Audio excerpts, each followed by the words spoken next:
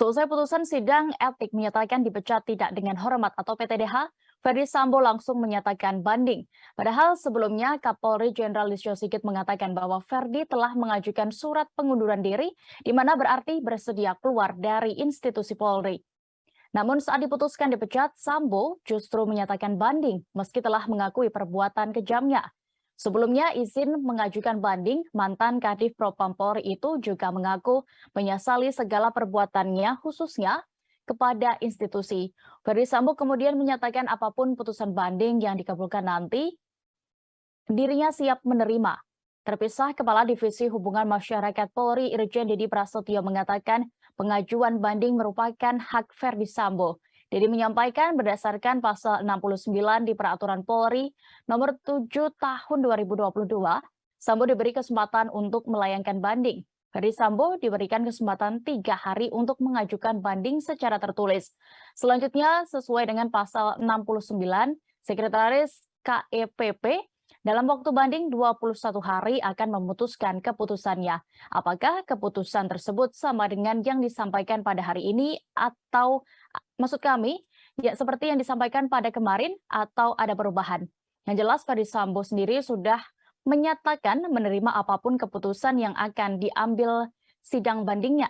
Diketahui Ferdy Sambo menjadi tersangka kasus penembakan Brigadir J di rumah dinasnya wilayah Duren 3, Jakarta Selatan pada Jumat 8 Juli lalu.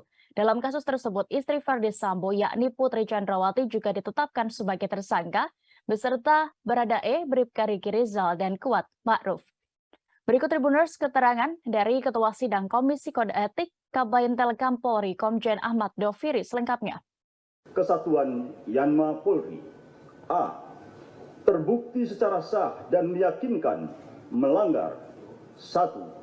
Pasal 13 ayat 1 Peraturan Pemerintah nomor 1 tahun 2003 tentang pemberhentian anggota Polri, junto pasal 5 ayat 1 huruf B Perpol nomor 7 tahun 2022 tentang Kode Etik Profesi dan Komisi Kode Etik Polri yang berbunyi, anggota Kepolisian Negara Republik Indonesia dapat diberhentikan dengan tidak hormat dari Dinas Kepolisian Negara Republik Indonesia karena melanggar sumpah atau janji anggota Kepolisian Negara Republik Indonesia, sumpah atau janji jabatan, dan atau Kode Etik Profesi Kepolisian Negara Republik Indonesia, junto. Setiap pejabat Polri dalam etika kelembagaan wajib menjaga dan meningkatkan citra, soliditas, kredibilitas, reputasi, dan kehormatan Polri.